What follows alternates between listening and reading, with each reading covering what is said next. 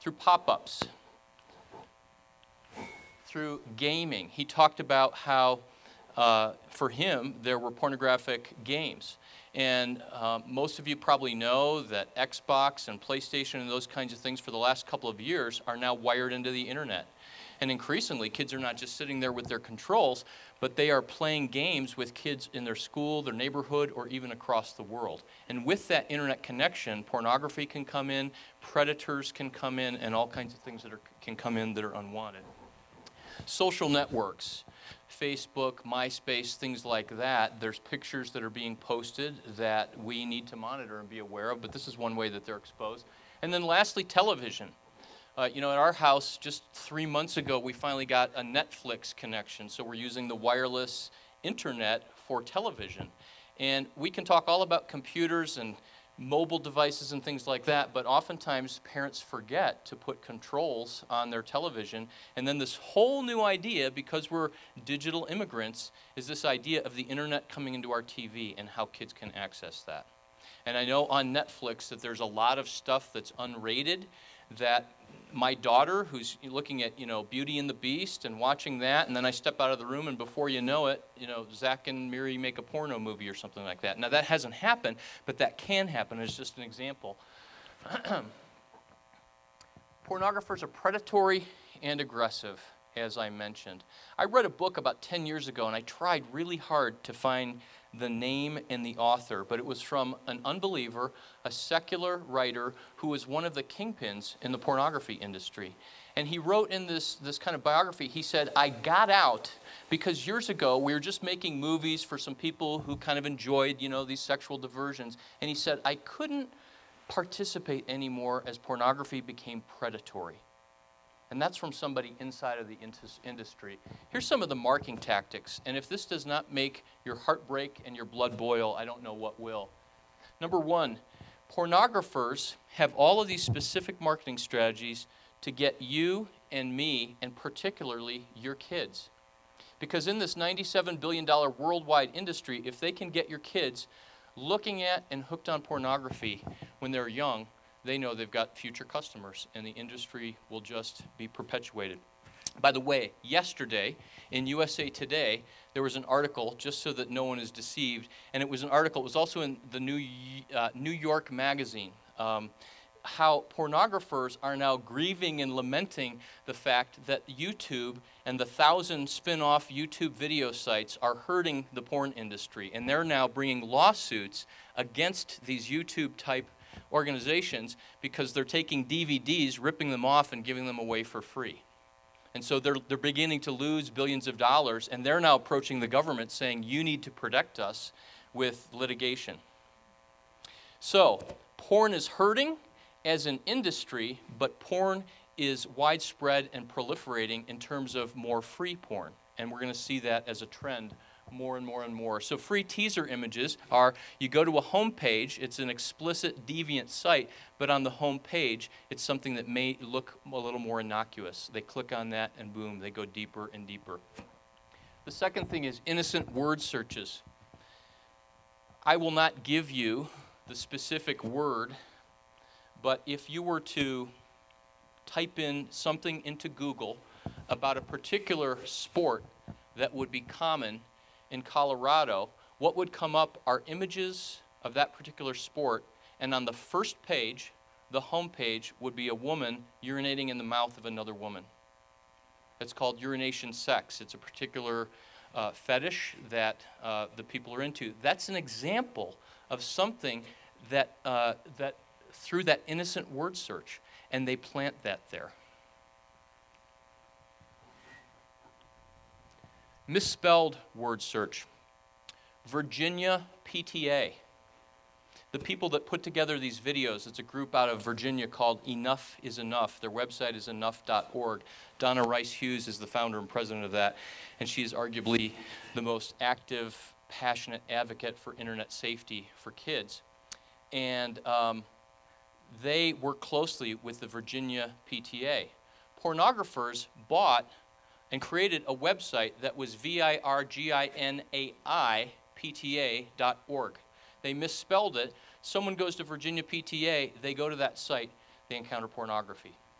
Do you know what the White House website is where Barack Obama lives? whitehouse.gov. They've taken this away, but whitehouse.com was a pornography site. So your kid is in social studies or government or doing a project for a 4th grade assignment, and they type in whitehouse.com, click. They encounter pornography. Isn't that insidious? Stealth titles.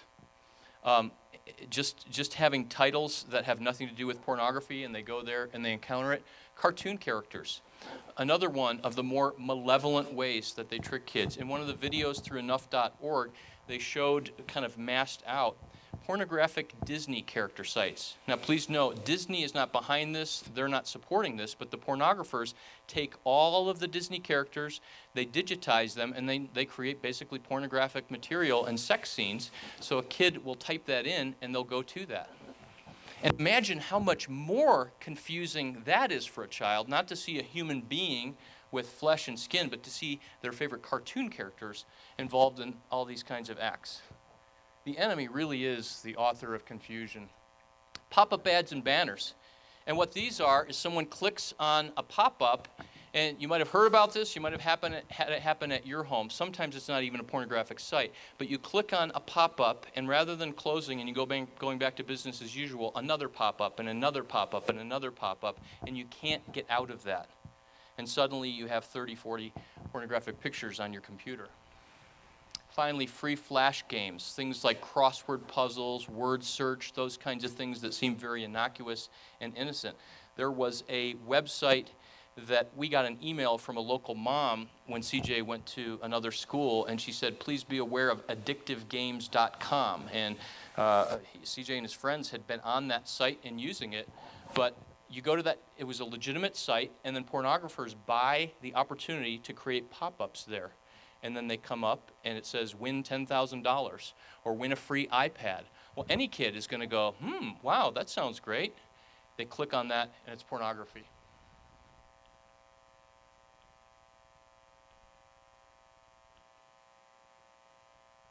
What are the dangers of pornography? As if what I've said is not enough. I'm going to talk a little bit globally about this. Go to enough.org for more statistics. But I'm going to talk about the dangers in these terms. Objectification. One of the things about pornography, and this happened to me as a very, very little boy, I'm talking 5 years old, is that the exposure prematurely to sexual stimulation awakens something in you, and then everything in your world becomes sexualized. And as a 5-year-old little boy, at a time when I should have been preoccupied with stuffed animals and G.I. Joes, I was a 5-year-old literally preoccupied with lust and shame. I remember driving in a car with my mother driving, and me in the middle of a 1973 Chevy Nova, and one of my mom's friends on the passenger side, and we were driving from Fort Lauderdale to Orlando. We were going to Disney World. It was just this real treat. And I fell asleep, and my head went on this woman's lap, and she was wearing shorts. And I woke up, and my face was touching her skin rather innocently in a very maternal fashion. My mom was right there, and I woke up in a tremendous panic. Why? Because when you're exposed prematurely to sexual stimulation, there's a phenomenon that psychologists talk about that's called the sexualization of intimacy. And the way that pornography makes us objectify people is that intimate relationships get sexualized.